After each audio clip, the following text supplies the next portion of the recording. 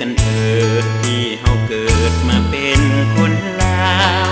แผ่นดินลันสร้างห่มขาวเป็นลาวคนมั่นใจซื่อ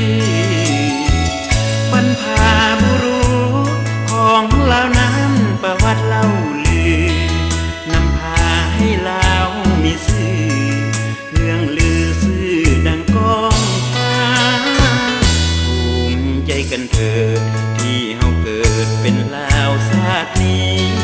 เป็นคนมนต์เสื้อชาติดีศักดิ์ศรีลาวนั้นสูงค่าเฮามีแผ่นดินมีทรัพย์สินบ้านเรือนให้นาเฮามีภูเขา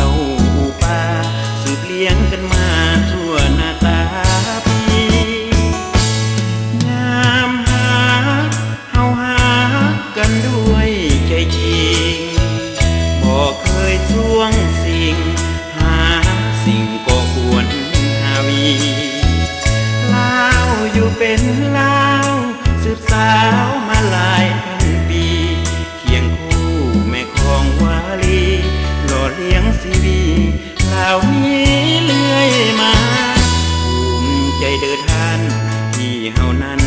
เกิดเป็นลาวแล้วจงได้รักษาเสื้อแนวให้ลาวเจริญก้าวหน้า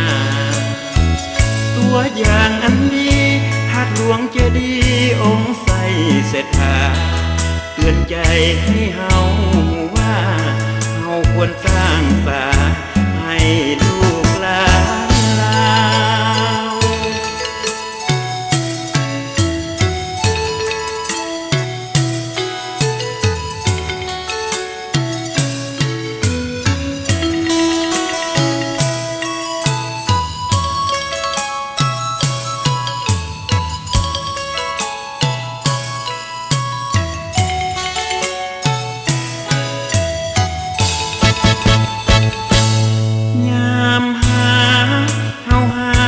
กันด้วยใจจริงบ่เคยช่วงสิ่งหาสิ่งก็ควรหาวีลาวอยู่เป็นลาวสืบสาวมาหลายพันปี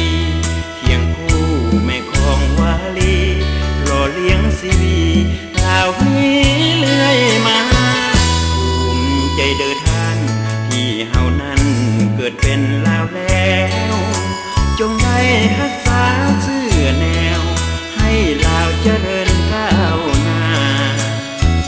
ตัวอย่างอันดีหาดหลวงเจดีย์องค์ใส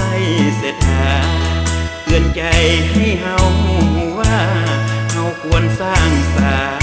ให้ลูกหลาน